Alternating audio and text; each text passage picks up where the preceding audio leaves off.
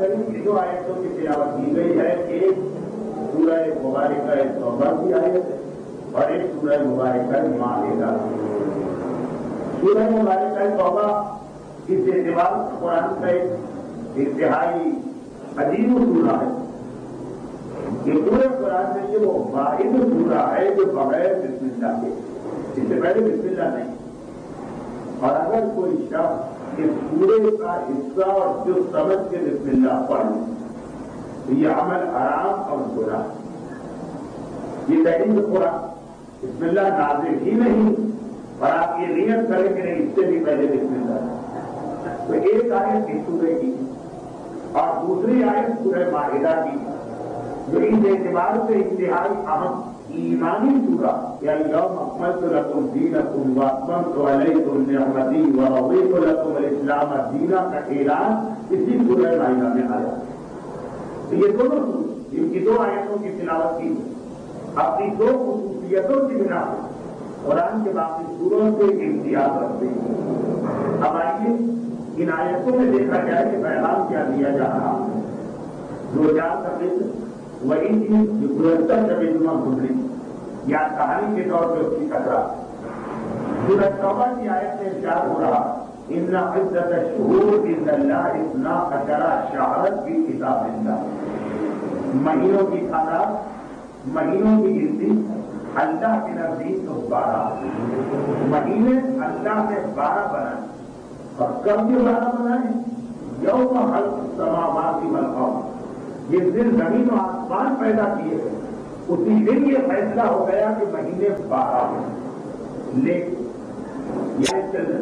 لیکن منہا اربعۃ حرم، یہ 12 برابر نہیں، ان 12 میں سے 4 کو احترام کا مہینہ قرار دیا گیا۔ ذالک الدین القیم فلا تظلموا فیہن انفسکم، یہ سیدھا اور سچا دین ہے، بس ان احترام کے مہینوں میں اپنے آپ سے ظلم نہ کرو۔ یہ قرآن کی پہلی آیت ہے جس نے یہ بتا کہ سال کی ساری تاریخیں برابر ہیں، بلکہ جو 4 مہینے ہیں وہ احترام والے ہیں۔ اور سورہ مائدہ کی دوسری آیت یا ایھا الذین آمنوا لا تحلوا، خبردار ہے ایمان لانے والوں کبھی بے حرمتی نہ کرنا شعائر اللہ، شعائر خدا، ولا الشہر الحرام، اور خبردار کبھی بے حرمتی نہ کرنا احترام والے مہینوں۔ پہلی آیت نے بتایا 4 مہینے محترم، دوسری آیت نے بتایا کہ اس کی خصوصیت تھی کہ خبردار ان مہینوں کی بے احترامی نہ کرنا۔ اب ان مہینوں کی ایک بے احترامی تو اس انداز سے ہے جو ہم نے گزشتہ ہے شب جمعہ آپ کے سامنے پیش کی، اور اسی میں سے کچھ باتیں ابھی آج آنے والی جو کہ اتفاق ایسا اتفاق ہے مسائل پروردگار کہ جس معصوم شہادت کی رات دوسری ملے گی اور آج جس امام معصوم کی ولادت کی رات، دونوں کی زندگی میں یہ پیغام بہت نمایا کہ یہ رجب کا مہینہ احترام والا مہینہ ہے، خبردار اس کی احترام نہ کرو۔ 4 مہینے احترام والے، اور پھر ایک تفصیلی حدیث میں ملا تھا کہ جب امام معصوم یہ فرماتے تو یاد دنیا میں بہترین فقرہ جو کسی کی زبان پہ آ سکتا، بہترین کلام، بہترین جگہ، بہترین دن، بہترین رات، بہترین مہینہ ہے۔ فرمایا بہترین کلام سبحان اللہ والحمد للہ ولا الہ الا اللہ واللہ اکبر، انسان کی زبان پہ جتنے کلام اس میں یہ سب سے بہترین، اور بہترین جگہ فرمایا کہ سرزمین حرم، اور بہترین دن جمعے کا دن، اور بہترین رات قدر کی رات، اور بہترین مہینہ رجب کا مہینہ۔ اور اس کے بعد وہ حدیث یاد دلا دی، یہ حدیث تو پچھلی شب جمعہ نہیں پڑھی گئی، اس کے بعد پڑھی گئی۔ امام فرماتے ہیں کہ یہ ہمارا مہینہ جو ہمارا احترام کرتا ہے وہ اس رجب کا احترام کرتا ہے، مگر رجب کی بے احترامی میں یہ چیز بھی شامل کہ ہم اس رجب کے مہینے اپنی مرضی سے ایک تقسیم کریں اور کہیں کہ معاذاللہ رجب کے مہینے میں جو امام پیدا ہوئے ان میں سے کچھ اہم ہیں اور کچھ غیر اہم، معاذاللہ کچھ مشہور ہیں کچھ غیر مشہور۔ کچھ آج کی نکالتی ہے امام معصوم کی ولادت کے بعد امام معصوم کے حوالے سے یہ مجمع جو اس وقت آپ کا امامت ادا ہو رہا، میں اپنی مجلس کے حوالے سے بات نہیں کر رہا ہوں، ورنہ تو ہر مجلس میں کہتا ہوں، لیکن امام کے ہاتھ پر مناسبت سے بات کروں۔ اس ماہ رجب 4 معصوم اس دنیا میں آئے، پہلی رجب، 5ویں رجب، 10ویں رجب، 13 رجب، لیکن ہم نے تقسیم کر دی، اس کو اہمیت دی ہے، اس کو ہم نے بھلا دیا۔ دشمنان اہل بیت بھلا دے تو تعجب نہیں، منافقین بھلا دے تو تعجب نہیں، زبانی محبت کے دعوے دار بنا دے تو تعجب نہیں، امام کے نام پہ جان قربان کرنے والا سال میں 1 تاریخ کو آتی ہے امام معصوم۔ یہی وجہ کہ پچھلی دفعہ جس بات کو میں سرسری بیان کر کے آگے بڑھ گیا اسے ایک مرتبہ جملوں کے ساتھ ہوگا۔ یہی وجہ کہ جو دین کا محافظ، یہی وجہ جو امامت کا محافظ، وہ اس چیز کو کبھی برداشت نہیں کر پا، اسے دکھ پہنچا رہی ہے۔ ہمارے ماننے والے اور انہوں نے امامت میں تقسیم کر دی، جبکہ معصوم کا جملہ ہے کبیر ہونا اور خبیر ہونا سوا، ہم اہل بیت کا چھوٹا اور بڑا برابر ہے۔ معصوم کا جملہ اولنا محمد، آخرنا محمد، اوسطنا محمد، کلنا محمد، ہمارا پہلا، ہمارا آخری، ہمارا درمیانی، ہم کوئی کے بولے۔ اور آج کو جو امام ہے اس کا نام بھی محمد۔ اور تعجب یہ ہے کہ اکثر صاحبان امام یا حافظ یا پتہ تو ان کی نگاہ میں معذر، آج رات والا امام اتنا اہم نہیں ہے کہ اس کے خاطر گھروں سے نکل کے کہیں جمع ہوا ہے، معذر۔ امام زمانہ محافظ اسلام ہے اس دور، امام زمانہ محافظ ائمہ اور اہل بیت ہے اس دور، ان کو یہ چیز پسند نہیں آتی۔ ہمارے ماننے والے اور یہ کر چنا شیخ ابو القاسم الکبیر، یہ عالم ہے غیبت صغریٰ۔ غیبت صغریٰ اس زمانے کا نام ہے کہ امام غائب تو ہوئے لیکن پورے، یعنی متفرق مومنین سے امام ملاقات کر دیتے اور عام مومنوں میں سے بھی کوئی امام سے ملنا چاہے تو درخواست دے نائب امام کے ذریعے ملاقات ممکن ہے۔ جب شیخ ابو القاسم الکبیر زمانے کے امام سے غیبت صغریٰ میں ملاقات کی تو امام نے ایک طرف انہیں دعائے رجب ادا کی، یہ ہمارے ماننے والوں کو پہنچا دیا، اور ان سے کہنا کہ اگر وہ رجب کے مہینے ہر دن اس دعا کو پڑھیں تو اللہ ان کی ساری دعائیں، ساری حاجتیں سب قبول کرے۔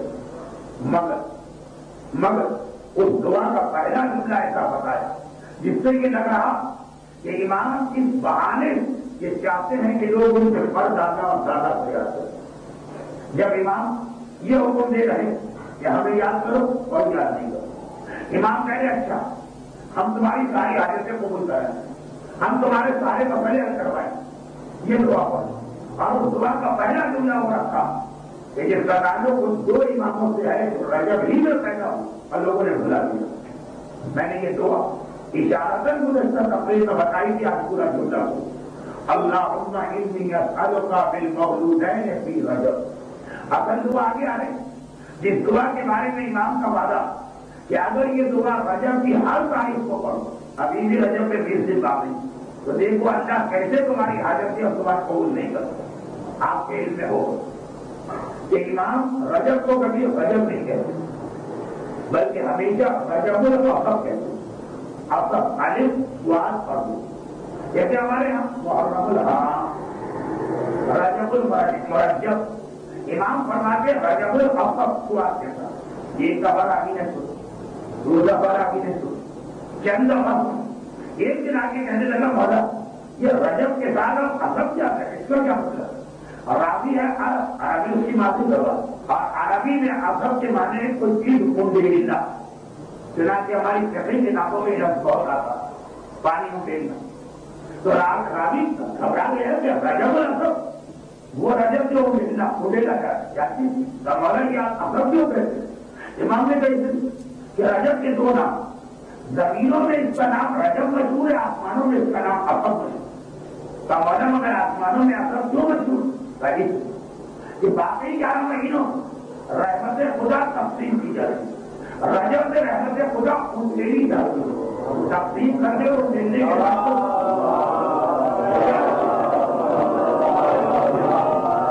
تقسیم کرنا اور دینے کے بعد کو ذہن میں رکھیے گا لفظ وندیجنا میں جو کثرت کا مفہوم ہے کہ عام مہینوں میں رجب رحمت دی جاتی ہے، لوگ تھوڑی سی رحمت دو، تھوڑی سی رحمت دو، تھوڑی سی رحمت دو، اور ماہ رجب میں خدا کہتا ہے یہ دینے کی بات نہیں ہے، ادھیری جاتی ہے رحمت کی، بارش ہوتی ہے رحمت کو نازل کیا جاتا ہے، یہ ماہ رجب۔ اور امام فرما رہے ہیں کہ اگر اس میں تم یہ چاہتے ہو کہ اس کی ساری رحمتوں کو دے تو یہ دعا پڑھو جو میں تمہیں بتا رہا ہوں۔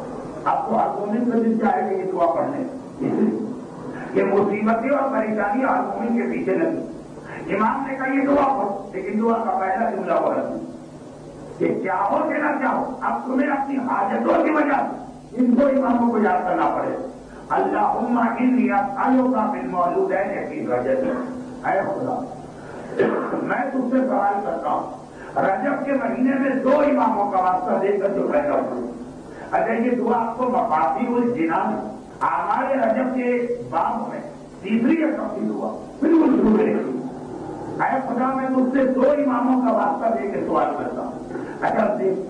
اگر امام زمانہ اتنا کہہ کے آگے بڑھ جائے تو بات ہم سے چھوڑ دیتے نا کہ 2 امام، آپ سے یہ کہا جائے کہ یاد کرو رجب میں کون سے 2 امام پیدا ہوئے، ایک بات کو ہم فوراً کہیں کہ پہلا نام تو مولا علی کا، اس میں تو شک ہی نہیں ہونا چاہیے۔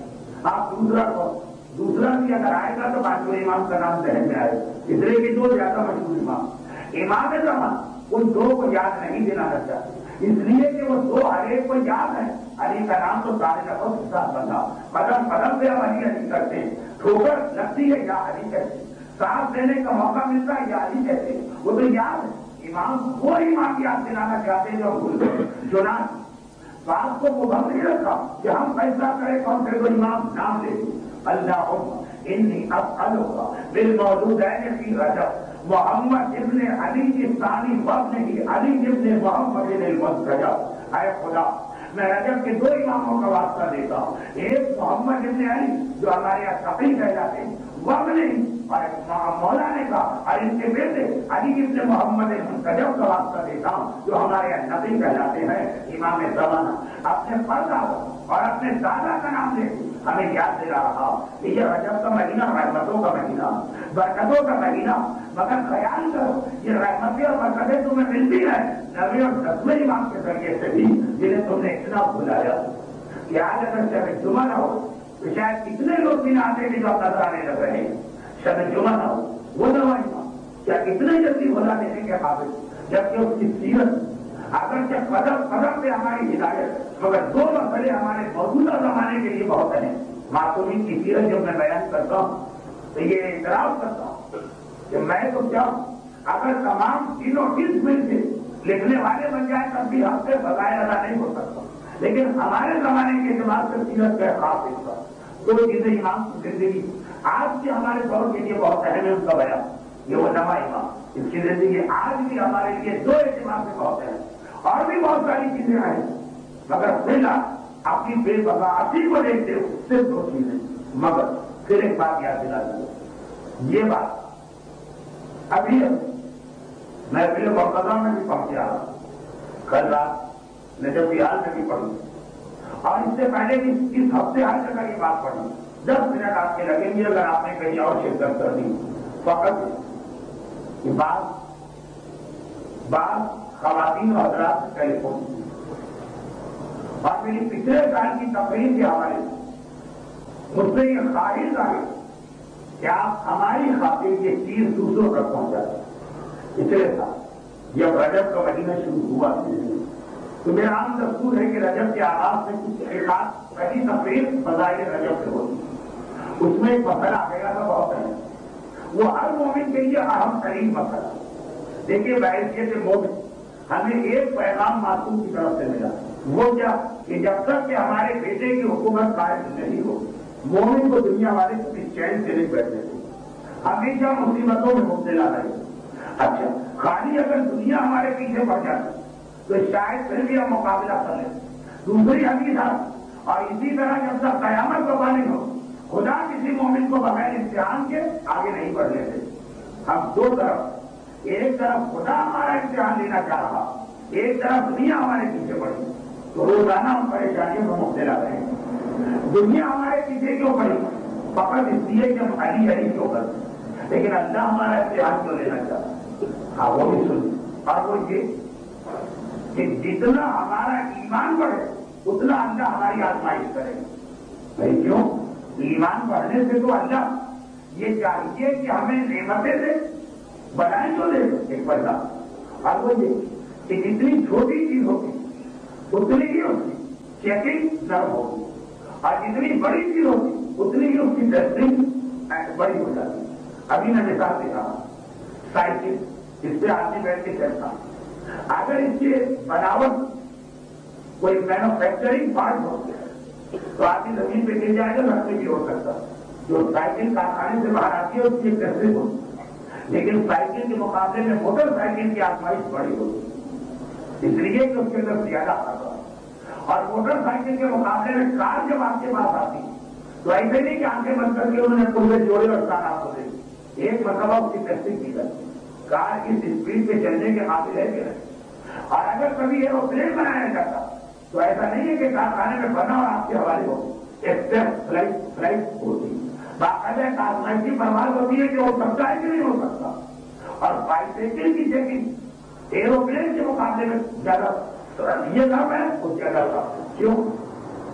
سائیکل اگر خراب تھی، ہم نے چلایا، پہیے الگ ہو گئے، زمین پہ گریں گے، زیادہ سے زیادہ اچھی ہوگی. موٹر سائیکل رفتار سے دوڑ رہی ہے، خرابی ہوئی، کار کی مر جائے. کار کے اندر خرابی ہوئی، 5 پیسنجر مرے. جمبو جیٹ میں خرابی نکلی، 500 آدمی مرے. جتنی چیز بڑی اور اہم ہوتی جاتی، جتنا اس سے ذمہ داری زیادہ ہوتی ہے اتنی سختی سے اس کی چیکنگ اور ٹیسٹنگ ہوتی ہے. سائیکل کی طرح سے جمبو جیٹ کا سرٹیفکیٹ ایک عام میکینک لکھ کے نہیں دے سکتا کہ میں نے پاس کر دیا. اور مثال لے کسی ادارے میں نوکر رکھنا، ایک چپراسی یا کلرک کو جب رکھا جائے تو اس کا انٹرویو بھی نہ ہو اور اس کا ٹیسٹ بھی نہ ہو. اور اگر ذمہ دار کو ایگزیکٹو کو گریڈ 22 میں کسی کو ملازم رکھا جا رہا، میں پاکستان کی بات نہیں کرتا لیکن ہر جگہ اس کا انٹرویو بھی سخت ہوگا، کوالیفیکیشن بھی دے رہا. کلرک اگر غلطی کر دے گا، اسمائل کرتے ادھر ہو جائے گی تو آدمیوں کا نقصان. اور گریڈ 22 کا ایک آدمی جس کے ہاتھ میں پورے ڈویژن کی کمان ہے وہ غلطی کر دے گا تو 50,000 کی بستی کو نقصان پہنچ سکتا. ہر جگہ یہ اپنی ایک کمپاؤنڈر سے وہ امتحان نہیں لیا جائے تو ایک سرجن سے لیا جائے. تو اب یہی مسئلہ کافر مشرک منافق اللہ ان کی آزمائش کرے گی جو، لیکن جتنا ایمان بڑھتا جائے اتنی بڑی ٹیسٹنگ فلائٹ ہو، اتنا بڑا ہمارا امتحان ہو، اتنی بڑی آزمائش ہو.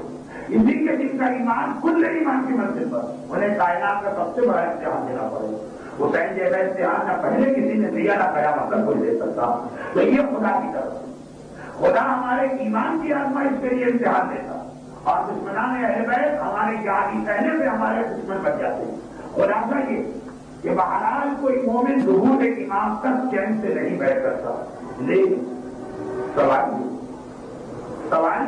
کہ جب مختلف پریشانیاں ہم پر آتی تو کیا سب برابر کی ہیں یہ چھوٹی بڑی؟ نہیں، پریشانیاں بھی ضرور ہوتی، کسی میں چھوٹی پریشانی، کسی میں بڑی پریشانی. اب سوال آگے بڑھ، دنیا میں کسی کا سب سے بڑا امتحان کیا؟ بھائی ہماری نوکری چھوٹ گئی، ہمارے گھر میں واقع ہو ایک امتحان. ہماری صحت جواب دے کر ہم کہنے کہ بھائی صاحب کے آپریشن کے لیے کہ کام ہم بھول گئے، یہ بھی ایک امتحان. مگر سب سے بڑا امتحان کیا؟ اچھا اب اس کا فیصلہ کون کرے؟ اگر آپ لوگوں سے پوچھیں کہ بھائی آپ بتائیے، آپ بتائیے، آپ بتائیے، آپ بتائیے، وہ غلط جواب دے دو، کیونکہ ہم لوگ ہیں بے صبر. کان الانسان ظلوما جہولا قرآن ہے، ہمیں جاہل ناسمجھ، ہم تو ہر امتحان کو سب سے بڑا امتحان کہتے ہیں. بلکہ آدمی کو لگتا بھی ہے اس کے گھر میں جو مصیبت آتی ہے نا اس کو لگتا ہے اس سے بڑی مصیبت آج تک کسی پہ نہیں آتی. بہت ہی گھوٹا جملہ ہے انگریزوں کا کہ اولاد ہمیشہ اپنی اچھی لگتی ہے، بیوی ہمیشہ دوسرے کی اچھی لگتی ہے. تو اس طرح سے دینی اعتبار سے یہ جملہ میں نے بنایا. اور وہ یہ کہ پریشانی ہمیشہ اپنی بڑی لگتی ہے، عیب ہمیشہ دوسرے کا بڑا لگتا ہے. ہمارے گھر میں اگر 8 گھنٹے کے لیے لائٹ چلی جائے پنکھا نہ چلے، ہمیں لگے گا قیامت آ گئی، آسمان زمین پہ گر پڑا، اس سے بڑی کوئی پریشانی. اور دوسرا بیچارہ ایکسیڈنٹ میں مر گیا ہے، مرنے کے قریب ہے، ہم کہیں گے ان کو ہوتے ہیں کراچی میں 50 آدمی تو حادث مرا کر اپنی چھوٹی سے چھوٹی مصیبت بہت بڑی لگے، اور سامنے والے کی بڑی سے بڑی مصیبت کی کوئی اہمیت. اور جب ایس کی بات ہے ہم گناہ کبیرہ بھی کر لیں گے اور کوئی کہے گا اتنا بڑا گناہ، یہ تو ہوتا ہی رہتا ہے، انسان ہے بڑی سے کچھ. اور سامنے والے چھوٹا سا اس کا ان کو مل گیا اور ساری دنیا میں انہیں پھیلا دی. چنا ऐब हमेशा दूसरे का बड़ा लगता है चाहे छोटा हो, और अपना हमेशा है छोटा लगता है चाहे सबसे बड़ा ही हो, और परेशानी हो रहा है। तो अगर हमसे पूछा गया कि भाई तुम्हारी सबसे बड़ी परेशानी क्या, हम तो यही कहेंगे 2 दिन से हमारा गटर जो है उबल रहा, इससे बड़ी परेशानी क्या हो। लेकिन ये हमारी जहालत ना समझी गलती है। चुनाव इम्तिहान के बारे में अगर पूछना क्या है, खुदा तूने आज तक बंदों में का जो इम्तिहान दिया, तो कौन सा इम्तिहान सबसे बड़ा, ये फैसला। अब यह खुदा कर सकता है जिसने इम्तिहान दिया, या वो बंदा कर सकता है जिसने कायनात का सबसे बड़ा इम्तिहान दिया, और जिसका नाम अगर से सैयदुल शुहदा, लेकिन वो खाली सैयदुल शुहदा नहीं है, वो सैयदुल साबिरीन भी है। साबिरों में भी इतना बड़ा साबिर कोई नहीं होगा। या खुदा बताएगा कि मैंने आज तक सबसे बड़ा इम्तिहान क्या किया, और ये वो बंदा बताएगा जिसको आज तक सबसे बड़े इम्तिहान में बिठाया गया होता है। एक करबला में हर इम्तिहान, एक इम्तिहान होता है हिजरत, हुसैन को मदीने से हिजरत करना। एक इम्तिहान होता है करीबुल वतन, हिजरत करके भी इंसान कराची छोड़ के टोक्यो में बैठ सकता है, न्यूयॉर्क में बैठ सकता है, नहीं करीबुल वतन जंगल। हुसैन ने ये इम्तिहान दिया, करबला जंगल का उत्सव, ऊपर दिया ये इम्तिहान, जान ये इम्तिहान। तो मौला आपने सारे इम्तिहान दिए, सबसे बड़ा क्या? एक जुमला हुसैन का बता रहा कि हुसैन की निगाह में सबसे बड़ा इम्तिहान किया। अकबर मक्तल की जानिब चले तो ऐसा लगा कोई मेरे पीछे पीछे आ रहा, मुड़ के देखा तो अपने बूढ़े बाबा को अपनी सवारी के पीछे पैदल चलते देखा। घबरा के कहा बाबा आप इतनी रहमत क्यों कर रहे हैं? हुसैन का जवाब था अकबर तुम्हारा जवान बेटा नहीं है, इसलिए तुम्हें नहीं पता बूढ़े बाप के दिल में क्या गुजर रहा। क्या हुसैन ने सूद के इम्तिहान में ऐसा जुमला कहा? क्या हुसैन ने हिजरत के इम्तिहान में ये जुमला कहा? क्या हुसैन ने माल के इम्तिहान में ये जुमला कहा? क्या हुसैन ने गरीबुल वतन होने के इम्तिहान में ये जुमला कहा? क्या हुसैन ने अपने गले का खंजर करने में जुमला कर दी? देखिए अभी बहुत से लोग इस मसले में ऐसे कि शायद उम्र के उस मरहले में नहीं है कि ये इम्तिहान की समझ में, मगर किसी के यहाँ औलाद नहीं हो, ये भी तो एक इम्तिहान। किसी की औलाद होती है लेकिन बेटियां हैं, बेटे हैं, इस्लाम के एतबार से कोई फर्क नहीं, बल्कि इस्लाम तो मजम्मत कर रहा है। कहा ऐ रसूल जरा उन लोगों को देख कि जब उन्हें पूछा बशारत दी जाती है बेटी उनका चेहरा सियाह पड़ जाता है बेटी का रात सुन। लेकिन हमारे यहाँ माहौल ऐसा बन गया क्या, ये भी एक इम्तिहान। किसी का ये इम्तिहान है बेटियां हैं शादी नहीं हो रही, ये भी एक इम्तिहान। बेटी की शादी कर दी तो फरार ऐसी मिली कि हर दूसरे दिन तलाक की बात और मारपीट की बात, ये भी एक इम्तिहान। किसी की औलाद काले उसके पीछे लगा, फजल का खतरा है, अपनी औलाद की जान जाने का खतरा, इतना बड़ा इम्तिहान। किसी का इससे बड़ा इम्तिहान अगर दीनदार औलाद बिल्कुल ठीक ठाक कुछ हो रहा, डॉलर और पाउंड में खेल रही, लेकिन बेदीन, बेनमाजी, दाढ़ी शेव करने वाला, बेपर्दा घूमने वाली लड़कियां, नामहरमों से फिक्स हो जाने वाले बच्चे। लेकिन दीदार के लिए तो औलाद की मौत और ये खबर बराबर। अगर दीन है दिल और उसको ये तेरा बेटा मर गया तो जितना सदमा हो उतना ही सदमा इस बात का होगा तेरा बेटा शराब पिया, तेरी बेटी नामहरमों के साथ उठ बैठे। अगर दीन का एहसास है, हमीयत है, लेकिन ये भी एक मतलब औलाद आउट टाइम पे जाए गलत रास्ते। रजब का महीना रहमत को देने का महीना, और इसमें इमाम ने एक ऐसा अमल बताया अपनी औलाद के हवाले कि साल के साथ ही किसी 11 महीने में ये मौका आपको नहीं मिलेगा। आज मिलादत नहीं माफ किया, ज्यादा से ज्यादा मुझे अपने इमाम का तस्करा करना, लेकिन क्या करूं इंदौर से मेरी आपसे मुलाकात हो तो वो तकरीबन 24 रजब, और ये अमल बताया गया 13, 14 और 15 रजब। अगर आगे बात निकल गई तो जिनका वाकाना औलाद का मसला 1 साल बाद उनको मौका मिले। पिछले साल कराची के कुछ सियासी हालात ऐसे तो बहुत से लोग अपने जवान बेटों की जिंदगी के बारे में फिक्रमंद हैं। रजब के महीने में मैंने ऐसे अमल उम्मे दाऊद का इशारा करा। इस साल 5 नवंबर के बाद होना का मौलाना खुद मिलेगा कि अभी अगला साल शुरू नहीं हो, यानी हमने अमल उम्मे दाऊद किया, अगला अमल उम्मे दाऊद की तारीख आई भी और हमारा मसला हो गया और सारा खौफ का माहौल खत्म हो गया। उन्होंने कहा आपसे दरखास्त करते कि जैसे हमने इस अमल उम्मे दाऊद का फायदा पाया, आप शायद किसी और बात को फायदा मिले, शायद किसी और बात का मसला है। इसलिए ये चंद जुमले आपके और वो ये दाऊद حسن مصطفیٰ کے پوتے حسن مصطفیٰ کے بیٹے، اور ایک مرتبہ منصور جو سادات حسنی کا دشمن مدینے میں چھاپا مارتا ہے، جتنے بھی سادات امام حسن ہے سب کو گرفتار کر دیتے، ایک بھی مردوں میں سادات حسنی میں چلے، اور منصور کو شوق ہے سادات کا خود بہانے، چنا ضرورت ہو کے نہ، ویسے تو ضرورت بھی میں نے غلط تھا، لیکن اس کے اعتبار مثلا بغداد کی دیوار بن رہی، منصور نے کہا اس میں پانی استعمال نہ کرو، پھر کیسے بنے بغیر پانی؟ کہا میں خون دوں گا، خون کو بلڈنگ مٹیریل میں ملا دوں، اچھا ہے خون ملتا، روزانہ 50 سالہ جیل سے آتے ہیں کہ اس کو کسی قدر میں کاٹو، خون جمع کرو، کم دیوار پر۔ ایک دن ایسا ہو کہ 50 سالے 48 کے خون سے کام چل گئے، 2 جوتیوں کی ضرورت نہیں پڑتی جتنا پانی چاہیے۔ یہ کانٹریکٹر تھا یا ٹھیکیدار منصور سے کہتا ہے یہ 2 بج گئے ان کو واپس بھجوائیے جیل، کہا نہیں، جو جیل سے آ گیا اب آ گیا، واپس نہیں جائے۔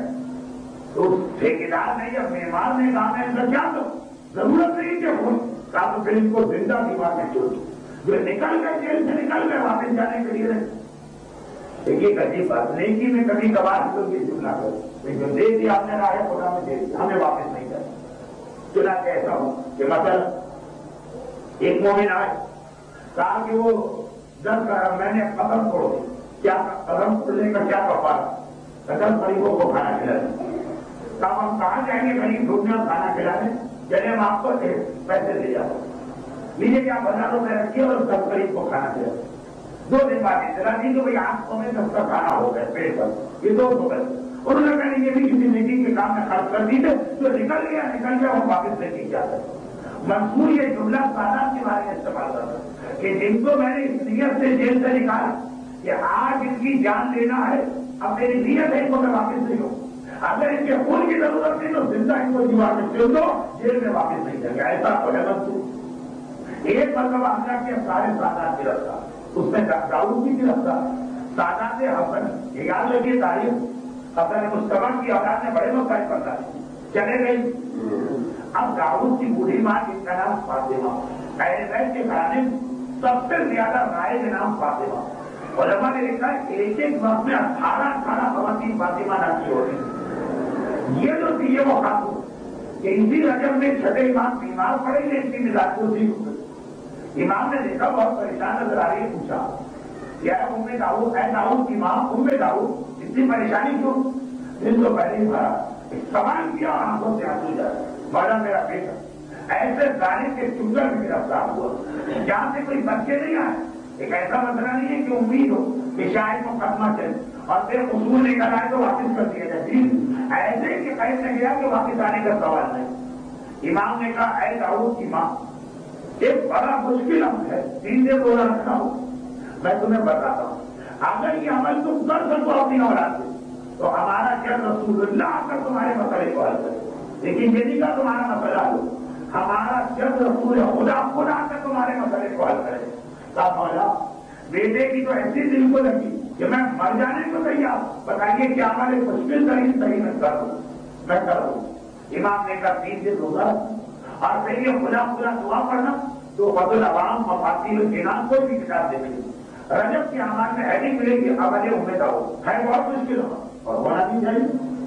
نزلے کا علاج کچھ اور ہوگا اور ہارٹ کا بائی پاس کچھ اور ہوگا، دونوں کی دوا ایسی تو نہیں ہو سکتی۔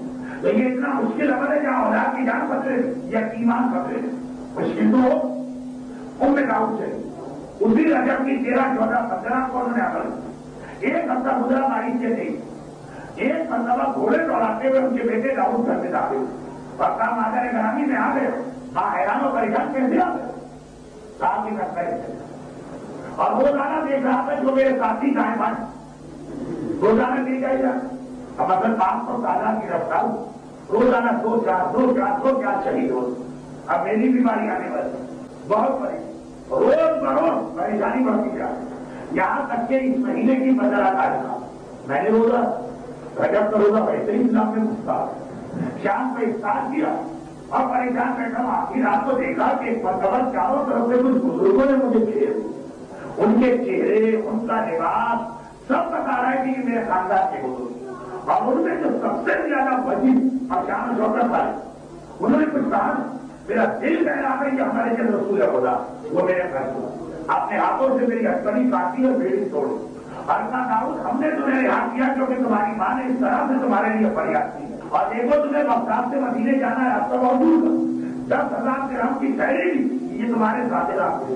اور جب میں چلنے لگا تو پھر ایک تسلی کہا داؤد یہ سوچ کے نہ جانا کہ یہاں سے جا رہا ہوں مگر چھپ چھپ کے چلوں خیر تو آ سکتا ہے نا میں جیل سے نکل رہا ہوں کل صبح پتا چل جائے گا میں بھاگ گیا تو پولیس اور فوج میرے پیچھے لوٹانے یہ سوچ کے ڈر کے بھی نہ جانا اطمینان رکھو کوئی تمہارے پیچھے نہیں آئے گا کیونکہ تمہاری بات تمہاری سلامتی کے لیے عمل ایسا کیا کہ ہمیں خدا نہ پڑا میں نے جب آ کر اپنے ہاتھوں سے میری ہتکڑی اور بیڑی توڑ کے یہ ہے ہمارے ان کے تعاون اگر واپس کسی کو اپنی اولاد کا یہ مسئلہ ابھی پریشان کر رہا سن لیجیے ایک بات زندگی میں آگے بھی کام آ سکتے اب خدا نہ کرے کبھی آئندہ کسی کو یہ مسئلہ پریشان ہو تو یہ چیز میں نے اس لیے بھی بتایا ایک تو روایت ساری کتابوں نمبر ہمارے ایسے فقیر ابن طاووس جو بڑے محتاط ہوتے علامہ ہلی کے استاد ہیں علامہ ہلی کا استاد بھی کیسا یا علامہ ہلی لکھتے ہیں یا ایسا استاد بھی میں نے زندگی میں نہیں دیکھا ساری زندگی میں بھی فتوا نہیں کی کسی نے جا کے پوچھا کہ میرا کپڑا نجس ہو گیا کیسے پاک کروں کہا میں نہیں کہتا ہوں میرے ہاتھ سے خون لگ گیا ہے میں کیا کروں کہا میں نہیں کہتا جاؤ ہلی سے لوگوں نے کہا اس کے استاد اور آپ فتوا نہیں دے کہا کہ اتنا بڑا بوجھ ہے فتوا بتا اگر قیامت میں غلط نکل آیا تو عمل اس نے کیا اور مجھے میرا کیا فائدہ اور گردن میری پکڑی جاتی جب ایک عالم موجود ہے ذمہ داری دینے والا میں ڈرتا ہوں کہ قیامت میں اس کا جواب مجھے نہ دینا اتنا موقع اب وہ لکھتے ہیں کہ عمل ہے میں داؤد میں نے کتنے لوگوں کو بتایا ایک باپ اور ایک ماں ایسا نہ ملا جس نے کہا ہو کہ اس کا فائدہ نہیں اور تیسری بات جس کی وجہ سے میں نے آج شب ملا کر اتنی دیر آپ کی سبا کراچی موجود ہے وہ یہ کہ پچھلے سال جن والدین نے یہ عمل کیا جبکہ ان کی اولاد کی جان کو یقینی خطرہ اور مارے جانے کا یقین انہوں نے آ کر کہا کہ ہم نے فائدہ حاصل کیا اور وہ کسی کو بتائیے شاید کسی اور کو فائدہ مل گیا مگر ہمارے ان پہ داؤد یہ وہ چیز کہ جب ہماری اولاد کی جان کو خطرہ ہو تو اسے استعمال کرو مگر عجیب جو بات آتا اولاد کی جان سے اتنی محبت کرنے والی کہ بابر کی کہانی ہر گھر میں دہرائی جا سکتی یہی تو بابر کی کہانی ہے نا کہ اس کا جوان بیٹا ہمایوں بیمار پڑا بابر نے ایک مرتبہ بیٹے کے بستر کا کہا اور کونے میں جا کے سمجھا لو مسلح کی جا کے بیٹا خدا بتا اگر تجھے اس گھر سے ایک زندگی چاہیے ہی ہے تو میری زندگی لے لے میرے بیٹے کی زندگی لا چنا جیسے ہی یہ کہیں گے سارے ایک دم سے وہ بیمار پڑا جیسے جیسے اس کی طبیعت خراب ہو رہی ہمایوں کی طبیعت اچھی ہوتی ہے آج جس وقت ہمایوں مکمل سے کیا ہو بابر نے آخری حصہ دی اور دنیا سے رخصت مگر یہ خالی بابر کی بات نہیں یہ ہر باپ اور باپ کی بات اپنی اولاد ہر ایک کو اتنی اہم لگتی مگر افسوس یہ تو کوئی برداشت کرنے کو تیار نہیں کہ اس کا بیٹا کسی پولیس کے ہاتھ مارا جائے کسی فوج کے ہاتھ مارا جائے کسی منڈے اور بدماش کے ہاتھ میں مارا جائے کسی ایکسیڈنٹ میں مارا جائے کسی حادثے میں مارا جائے کوئی باپ اور ماں برداشت نہیں کرے چھوٹے سے لے کے بڑے ہوں آج کی کراچی میں وہ والے ہیں جو اپنے بیٹوں کو موٹر سائیکل نہیں دلواتے ہیں اور دلواتے بھی ہیں تو ڈر کے دلواتے کہیں ایکسیڈنٹ نہ ہو کہیں نقصان نہ ہو اتنا خیال اپنے بیٹے کی زندگی چھوٹا بچہ گھر میں ہر خطرناک چیز کو اس کی پہنچ سے دور رکھا جاتا ہے ہر دوا پہ سب سے بڑا یہی جملہ لکھا ہوتا ہے keep out of reach of children mother اتنا خیال ہے اپنے بیٹے کی جان مگر یہ ساری محبت بس یہی تک یہ خیال نہیں ہے کہ ہمارا بیٹا جہنم کی آگ میں نہیں چل سکتا دنیا کی آگ میں چلنے کا اتنا خیال کہ آگ کے غریب بچے کو نہیں جانے دے چھوٹے بچے کے ہاتھ میں ماچس دینے کو نہیں جاتے آتش بازی کرے تو وہ ابھی نہ سمجھ بچوں کو ذرا وہاں سے دور رکھ رہے اور وہ قیامت کی آگ میں چلنے کو تیار ہے بیٹا اس میں آپ خوشی سے راضی ہے لفظ راضی میں نہیں کہوں ہو سکتا ہے جیسے یہاں بہت سے بات نہیں جاتے ان کا بیٹا موٹر سائیکل چلا بیٹا زبردستی چلاتا آپ کہیں گے ہو سکتا ہے آخرت کا بھی یہ مطلب سینے راضی کیسے راضی بیٹے نے کہا بابا سے کہ VCR چاہیے، باپ کہیں نہ کہیں سے قرضہ لے کر لا کے دے گا، اینٹینا چاہیے کہیں نہ کہیں سے قرضہ لے کر لا کے دے گا اپنے ہاتھوں سے۔ یہ نہیں کہ بیٹا زبردستی نہیں آیا باپ سے جھگڑا ہوگا، اپنے ہاتھوں بیٹی کے لیے وہ لباس لے کے آ رہا ہے کہ جس لباس کا پہننا اس کے لیے حرام اور برا، گھر کی عورتوں کے لیے وہ میک اپ کا سامان لا رہا ہے جس کے بارے میں پتا ہے کہ یہ میک اپ کر کے نہ بہن کے سامنے جا رہا ہے، کوئی محبت نہیں، ساری محبت ختم ہوگی جب نوے امام کی سیرت میں ایک بہت اہم جملہ، ایک واقعہ ہے ایک جملہ، واقعہ لمبا ہے پیغام مختصر، دوسرا جملہ بہت چھوٹا ہے پیغام بہت ہے۔ مسجد عباسی کی خواہش کہ یہ نوے امام کسی طرح سے میرے خاندان میں شامل ہو جائیں، اگر بنو عباس کا سارا خاندان بنو ہاشم کا دشمن ہے، لیکن مامون بڑا ہوشیار بہت سمجھدار، ہارون کے بیٹوں سب سے ہوشیار یہی، چنانچہ اپنے بڑے بھائی امین جیسے کوئی سے مروا دی، جبکہ سارے بنو عباس امین کے ساتھ، وہ عرب ماں کا بیٹا یا حجمی ماں کا بیٹا، وہ زبیدہ خاتون کا بیٹا، اس کی ماں کریم، مگر ذہانت میں مامون کا جواب نہیں، وہ ایک خاص مسئلہ ہے، دیکھ رہا ہے نوے امام میرے خاندان میں شامل ہو، اور مسئلہ ہے کیا دیکھ رہا ہے، لیکن ایک بہت لمبا جملہ نوے امام کی سیرت میں بہت تفصیل، میں اس کو مختصر کر رہا ہوں، اس لیے کہ چونکہ مجھے اس کے بعد مزید کچھ اور جگہ جمعہ آپ کی خدمت کا موقع مل رہا تو ساری باتیں ایک دن بیان کرنا ضروری نہیں، لیکن سن لیجیے کیوں، اس لیے کہ مامون پڑھا لکھا بھی بہت، آپ کو امام کے حالات میں پڑھیے کتنا امام سے سوال کرتا، اس کو یہ معلوم کہ آخری امام ان نوے امام کی اولاد میں پیدا ہونے والے، انہی کے فرق ہوتے، اس کی ساری کوشش کہ یہ نوے امام میرے خاندان میں آ جائے، اگر یہ میرے خاندان میں آ گئے تو گویا ان کا پوتا بھی میرے خاندان میں آ گیا، اب وہ چاہے باقی ظالموں کے خلاف کتنا جہاد کرے، اپنے نانا کو تو قتل نہیں کرے، تو اپنے ذہن سے سوچ رہا ہوں کہ کسی طرح سے امام زمانہ میری اولاد میں پیدا ہو تاکہ مجھے فیور ملے، میری حکومت محفوظ ہو، یہ اس کا ایک خیال، چنانچہ اس کے پورے اپنے خاندان سے اس نے مقابلہ کیا اور اپنی بیٹی ام الفضل کی شادی آپ نوے امام سے کرو، فقط ہی سوچا کہ اسی طرح اولاد میری بیٹی کے یہاں ہو اور میں نانا بنوں اس امام زمانہ، یہ اس کی پوری کوشش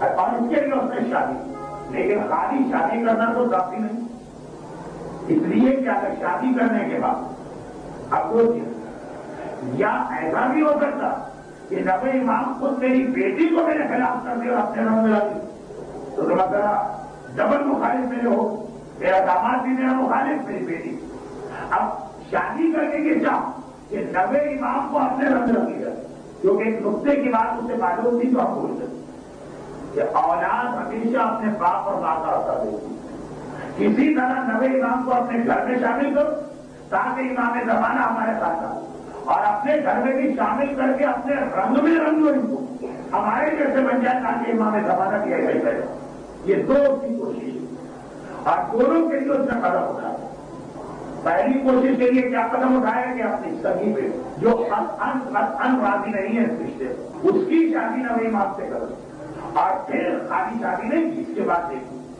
تمام کتابوں میں حصہ لکھا کہ اس نے نوے امام محل کی ان تمام عیاشیوں کا عادی بنانا چاہا جو محل میں ہر شخص کر رہا، اور جب ہر چیز میں ناکام ہو گئے تو اس نے کہا کہ آخر میں دو ہی چیزیں بچی، میں بار بار ایک جملہ کہہ رہا ہوں بغیر مقصد کے نہیں کہ باقی دشمنان اہل بیت کے مقابلے معمول خاصا پڑھا لکھا اور معلومات رکھنے والا، جاہل دشمن ہمیں اتنا نقصان نہیں پہنچاتا ہے جتنا پڑھا لکھا دشمن نقصان پہنچاتا ہے، جب اس نے باقی سارے طریقے اختیار کے امام ہم جیسے ہو اور ناکام ہو تو آخر میں اس نے کہا دو چیزیں ایسی پیغمبر کی حدیث کہ ان دو سے کوئی نہیں بچ سکتا، اور جو ان دو سے بچ گئے وہ گویا کہ ہر گناہ سے بچ جائے، اور یہی وجہ کہ دجال بھی جب آئے گا تو یہی دو گناہ لے کے آئے، یہ آخری چیز ہے، اگر یہ آخری ہتھیار ہے شیطان، اگر اس میں شیطان ناکام ہو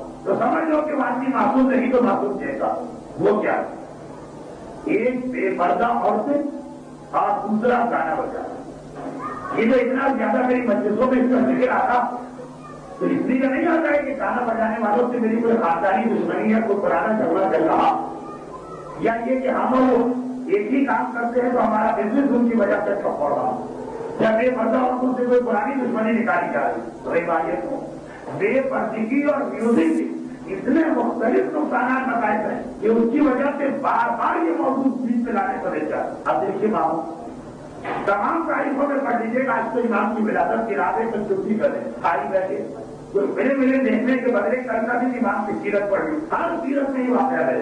اور اس سے پہلے یہ دو جملے ملتے ہیں کہ پہلے تو معمول باقی سارے گناہوں کے ذریعے جب امام کو اپنے محل میں رکھ کر اپنے انداز میں رکھنا چاہ محل میں رکھ کر اپنے انداز میں رکھنا چاہ جب ناکام ہو تو کہا بس آخری یہ چیز، اور جب آخری چیز میں ناکام ہوا پھر امام کو بھجوا دیا پڑے، یعنی وہ بھی سمجھ گیا کوئی چیز نہیں ہوگا۔ اور یہی دو چیزیں شیطان کا آخری ہتھیار ہے، اگر اس میں شیطان ناکام تو وہ سونے سے ہاتھ اٹھا دیتا، پیچھے پڑا رہتا ہے کہ مایوس ہو جاتا ہے کہ اب یہ میرے ہاتھ میں نہیں پھنسے۔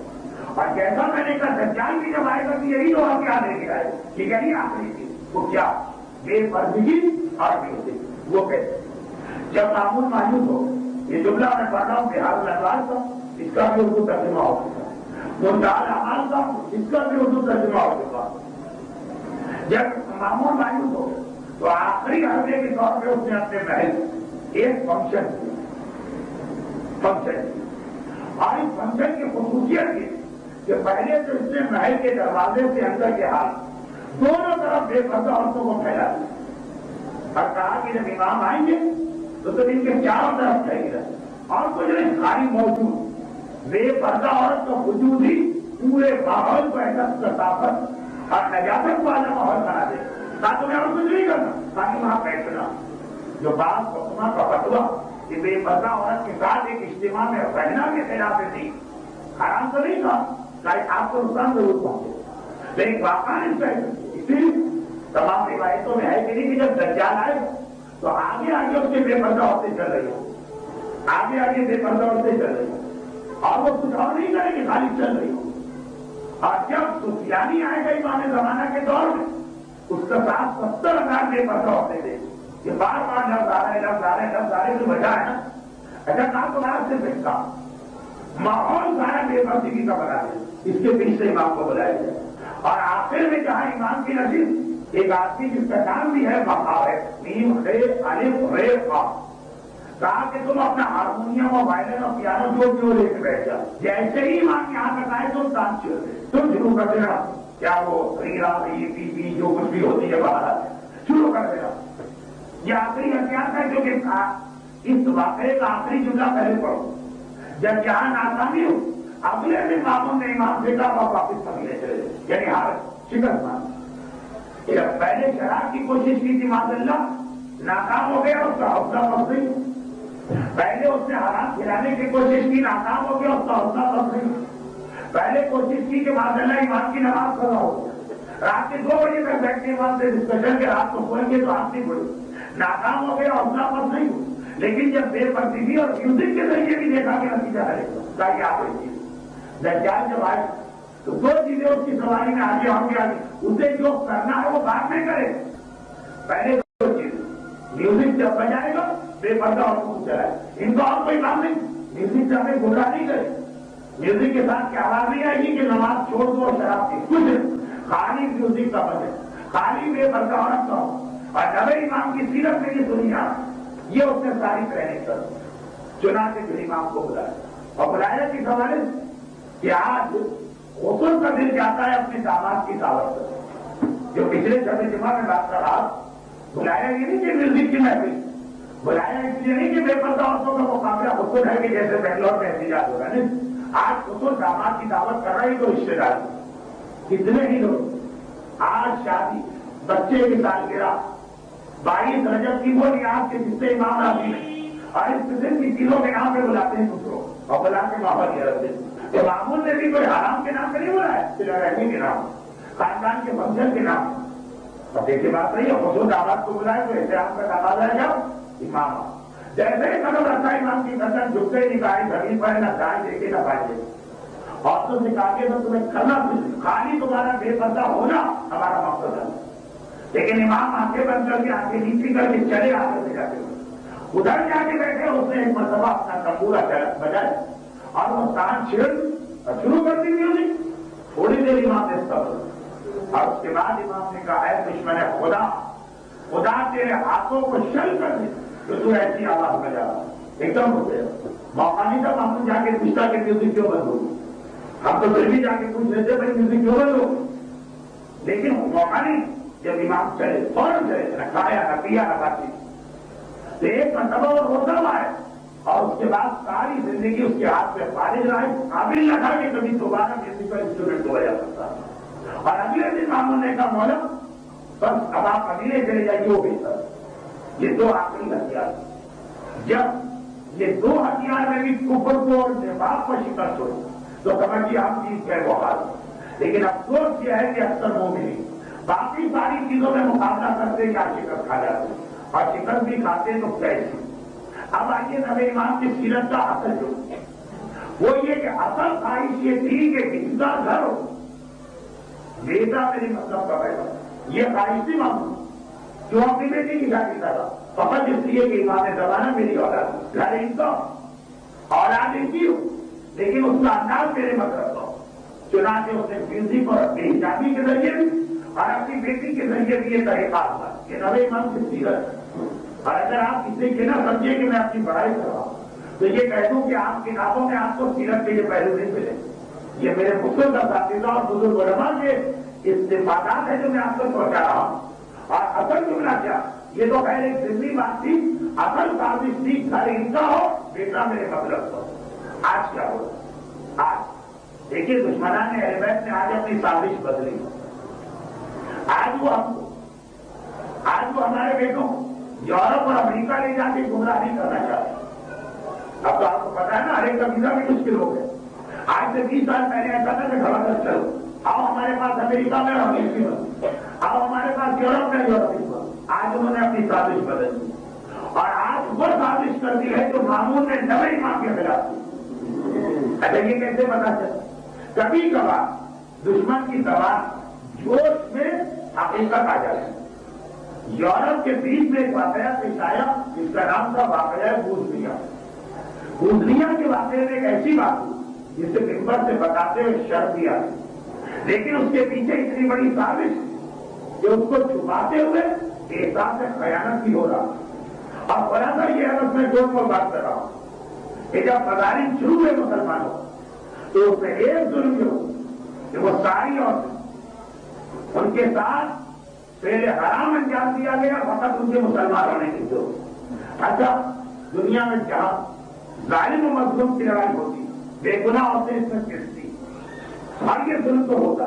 اس کے بعد بڑی عجیب بات، وہ عجیب بات یہ کہ جب گناہ کے نتیجے میں یہ عورتیں حاملہ ہوں تو باقاعدہ ان عورتوں کو گناہ کے بعد پکڑ کے رکھا ہو اور اتنے مہینے تک رکھا ہے یا ایموشن یا مسکریج کا انکار لا اور پوری چیکنگ کی گئی جیسے پاکستان کی جیلوں میں آ کر کسی کو پھانسی کی سزا سنائی.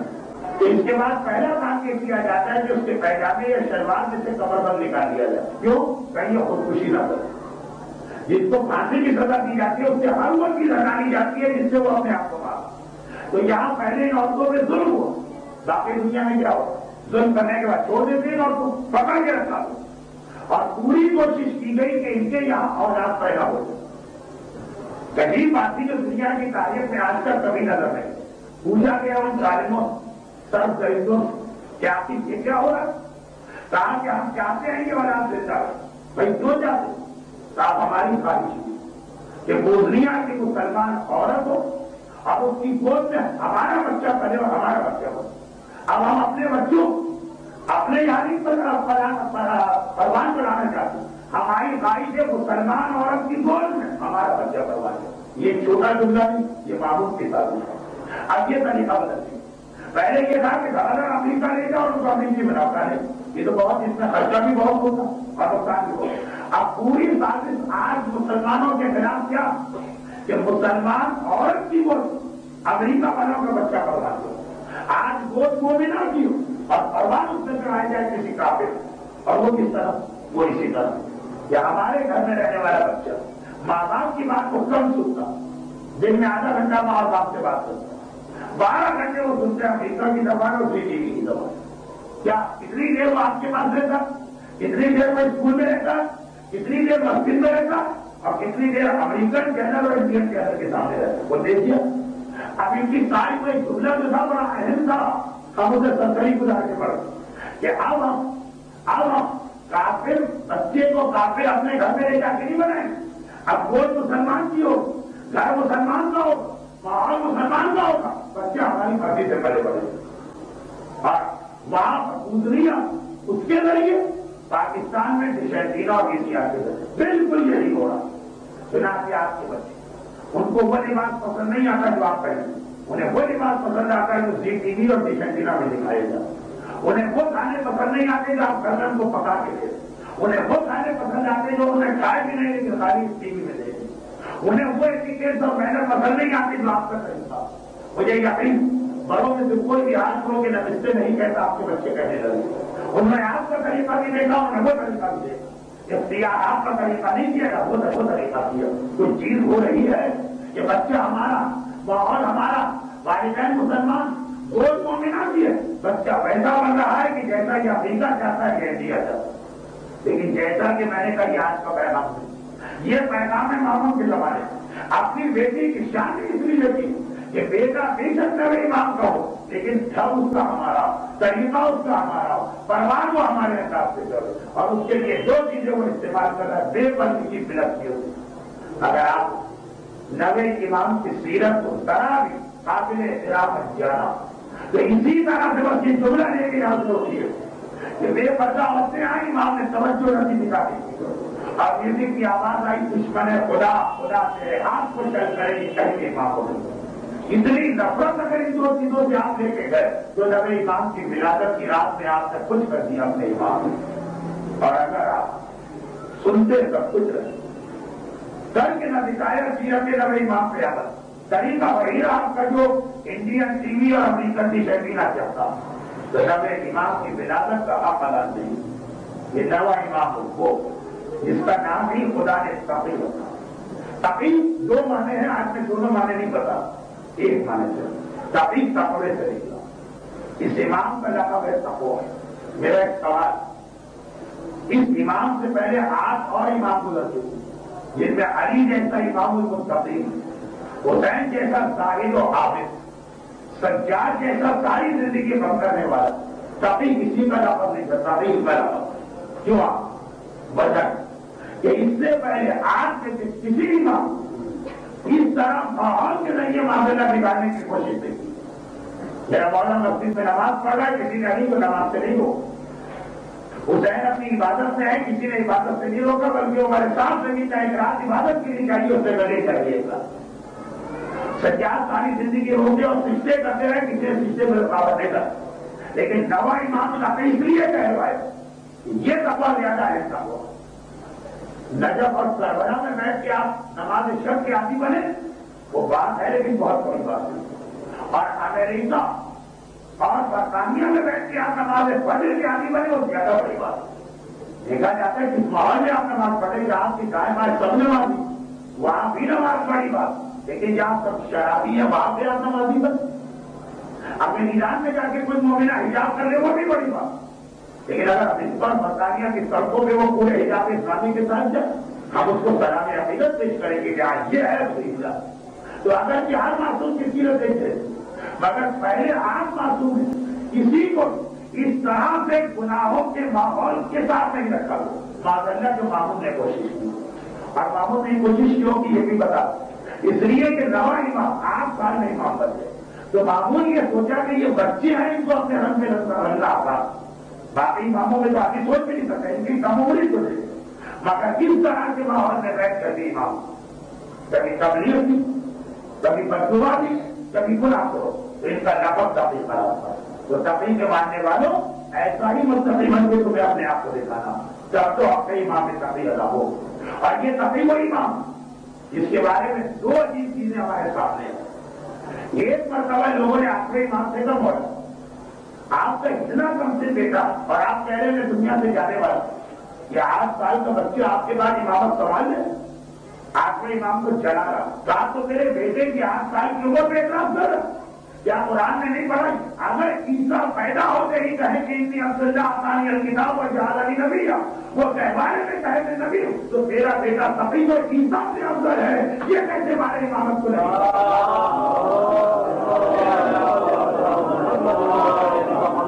دوسرا جملہ سنیں، امام تقی کی شفاعت یہاں پہ عیسیٰ سے، لیکن اس کے بعد یہ امام کی عظمت نہیں ہے، امام نبی سے بلند۔ اب آئیے دوسری شفاعت، آج کی رات آئی 9 رجب روزہ کھلا، آل محمد کے گھرانے میں پورا رجب روزہ کھلا، 9 رجب روزہ اسٹارٹ ہو، شب تک شروع ہو۔ آج تو امام نے اپنی دوسری بہن حکیمہ خاتون کو بلوایا، بہن آج مجھے آپ کی ضرورت۔ آج تو امام کی ویسے تو 21 بہنیں ہیں، 2 بہت مشہور ہے، فاطمہ جو معصوم ہے بہت کہلاتی اور ایک حکیم بہن انتظار کر کے آگے بھائی کے گھر بھیا کیا بات کا خدا آج تجھے میرا وارث دینا چاہتا ہوں۔ تو حیران کیا بیٹا بھیا یہ بیٹا تیری کس بیوی سے ہو؟ کہا سبیکہ۔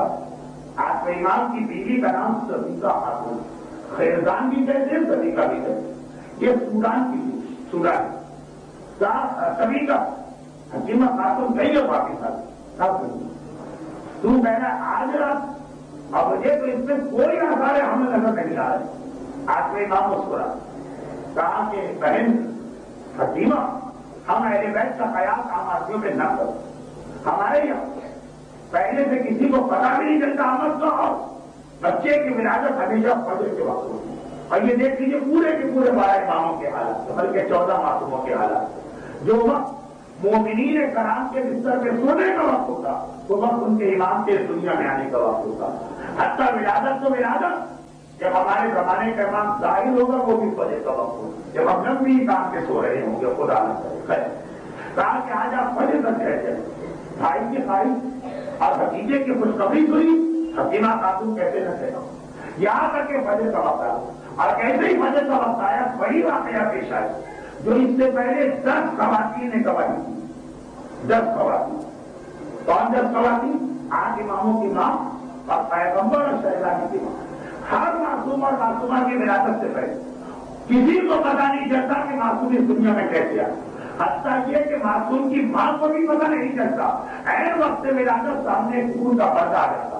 جناب آمنہ نے بھی کہا کہ جب میرے یہاں میرا بیٹا محمد پیدا ہونے والا تھا، ایک دم کی چادر آ گئی، مجھے پتہ ہی نہیں چلا کہ یہ کس طرح دنیا میں آیا۔ بھتیجا نے کہا جب میرے یہاں فاطمہ پیدا ہونے والی تھی، ایک دم نور کی چادر آ گئی۔ ہر معصوم کی ماں نے یہ کہا، اور آج 11ویں گواہی مل رہی ہے، حکیمہ خاتون بھی بیٹھی ہے، سبیکہ خاتون بستر پہ لیتی، ایک مرتبہ اب سے ولادت آیا، یہاں کوئی پردہ نہیں آیا، چراغ کھولو، ایک دم سے چراغ بند، بجھ گئے چراغ، اور تھوڑی دیر کے بعد چراغ کو بہت روشن ہو۔ یہ بجھنا اور روشن ہونا فقط اس لیے کہ معصوم کی ولادت ان کی ماں تک کے سامنے نہیں ہوتی ہے، اور اب تو چراغ روشن ہوئے تو دیکھا کہ ان سبیکہ خاتون کی کو ان کا بیٹا ہوا آ چکا ہے کہ جس کا نام محمد تھا، لقب تقیم اگر آپ سے بچ ہے، اور ایسی بننا سے کہ آج کا دن گزرا، کل کا دن گزرا، پرسوں کا دن گزرا، 3 دن کے بعد جب 8ویں امام نے اپنی گود میں لیا تو 9ویں امام نے آنکھیں کھولی، باپ کا چہرہ دیکھا، کہا اشہد ان لا الہ الا اللہ واشہد ان جدی رسول اللہ واشہد ان جدی علی ولی اللہ واشہد ان جدی حسن ولی اللہ، ہر ایک کا نام لیتے رہتے گا، واشہد انی، اور میں اپنے بارے میں بھی گواہی دیتا کہ میں بھی اللہ کا ولی ہوں۔ ایک بات آپ نے اس واقعے میں سنی، یہ میرا آخری جملہ، ایک بات آپ نے سنی اور آپ کو کوئی اور بات یاد آ گئی ہوگی۔ اسی حدیث میں آپ نے سنا امام رضا نے کہا میرا یہ بیٹا عیسیٰ سے افضل ہے، وہ بارے میں دعویٰ نبوت کر سکتا ہے تو میرا بیٹا 8 سال میں امام کیوں نہیں بن سکتا؟ اور اب سنیے 3 دن آنکھیں بن گئی، 4تھے دن باپ کی آغوش میں گئے، آنکھیں کھول کے کرنا پڑا۔ آپ کو کوئی اور معصوم یاد آیا؟ آپ کو کوئی اور تاریخ یاد آئی؟ اے خدا یہ 3 دن آنکھیں کیوں بن رکھی؟ فقط اس لیے کہ مجھے ایک اور حقیقت پیش کرنا، وہ یہ کہ اس سے پہلے یا تو علی की जिंदगी में गुजरा था। खाने काबा है, अली पैदा हुए, 3 दिन आंखें बन रही, चौथे दिन रसूल की गोद में गए, आंखें खोल के पहली मरतबा कलमा पढ़ा। तो मुझे बताना था इसमें हुज्जत तकी को मामूली न समझना, इसमें अपने दादा अली के मुर्तजा की शान है। अली 3 दिन बाद आंखें खोलेंगे, इमाम तकी भी 3 दिन बाद आंखें